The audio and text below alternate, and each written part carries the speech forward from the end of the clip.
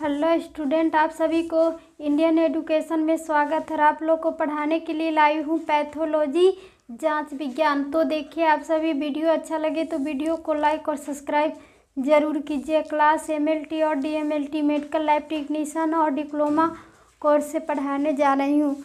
तो आज क्या पढ़ना है, पैथोलॉजी में चैप्टर 22 में चिकित्सीय परजीवी विज्ञान मेडिकल पारा साइटोलॉजी के अंतर्गत आज पढ़ना है सिस्टिसरकोसिस का रोग निदान कैसे किया जाता है। तो सिस्टिसरकोसिस का रोग निदान कैसे किया जाएगा, तो पहला नंबर क्या है, तो बायोप्सी या सक्यूटेनिस या नोड्यूल जिसमें सिस्टिसरसी हो की जीवितो परीक्षण बायोप्सी की जाती है। क्या की जाती है, तो ये इसमें बायोप्सी में तो ये सिस्टिसरकोसिस ही जीवितो परीक्षण की जाती है, जीवित परीक्षण की जाती है। किसकी, तो बायोप्सी की जाती है। दूसरा नंबर क्या है, तो एक्सरे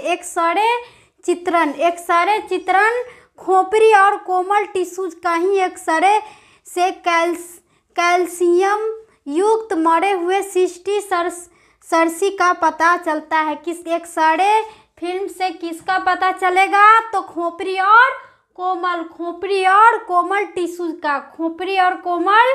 टिश्यू का एक्सरे से कैल्शियम युक्त मरे हुए का क्या, तो सिस्टिसरसी का मिलती है। क्या मिलेगी, सिस्टिसरसी का पता चलेगी। तो तीसरा नंबर क्या है कि हीमोग्राम कहाँ पर होती है, तो हीमोग्राम एसनोफिलिया में मिलती है। हीमोग्राम कहाँ पर मिलती है, तो एसनोफिलिया में मिलती है, जो दामा खांसी की बीमारी उत्पन्न करती है एसनोफिलिया के कारण, तो उसी में हीमोग्राम मिलती है। 4 में क्या है कि सीटी स्कैन रोगी का सीटी स्कैन करने पर मस्तिष्क में बहुत से छोटे अपारदर्शी पिंड दिखाई देते हैं। सीटी स्कैन करने पर क्या होती है कि मस्तिष्क में बहुत से छोटे क्या दिखाई देती है, तो पारदर्शी या पार वाली पिंड दिखाई देते हैं। किसमें, तो मस्तिष्क में सीटी स्कैन करने पर। तो आज क्या है कि ये गुर्दा में रोग रसौली के लक्षण से हाइपरटेंशन हो जाती है, इसके बारे में पढ़ना है। तो गुर्दा में यह रोग रसौली के लक्षण, गुर्दा में यह रोग किसके, तो रसौली के लक्षण से हाइपरटेंशन हो जाती है। रसौली के लक्षण से क्या हो जाती है, गुर्दे में हाइपरटेंशन हो जाती है। तो यही है एक्सरे से हाइड्रेटेड सिस्ट क्या है, तो ये एक्सरे का हाइड्रेटेड सिस्ट का ये चित्र हुआ। तो ये क्या होगा कि फेफड़ों में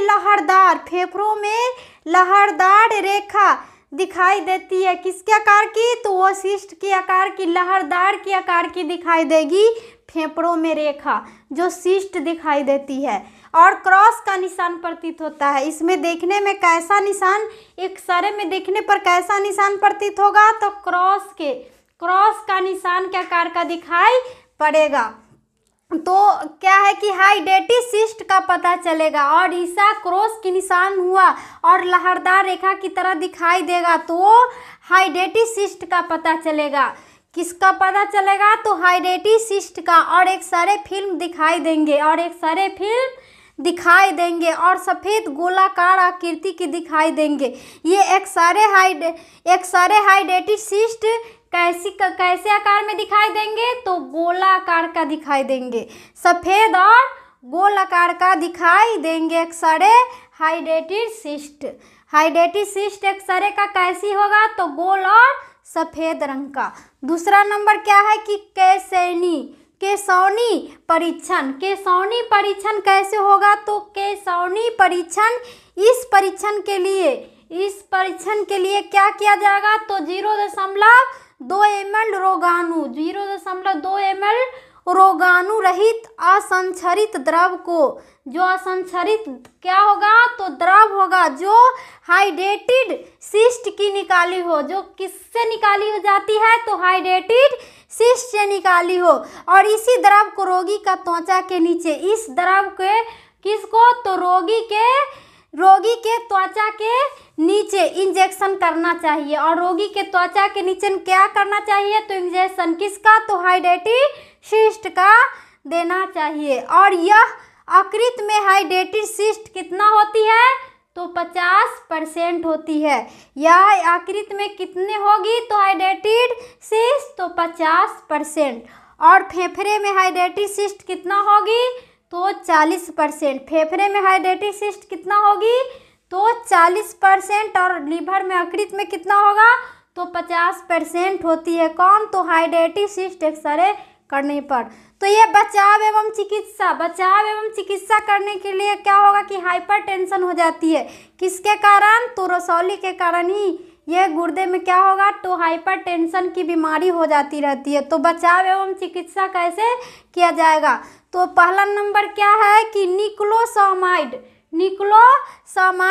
80 मिलीग्राम किलोमीटर 80 मिलीग्राम किलोमीटर की शरीर भार पर 5 से 7 दिन, कितने दिन तो 5 से 7 दिन तक देना होगा, क्या तो निक्लोसामाइड, और इतना 5 से 7 दिन तक देना पड़ेगा। दूसरा नंबर क्या है कि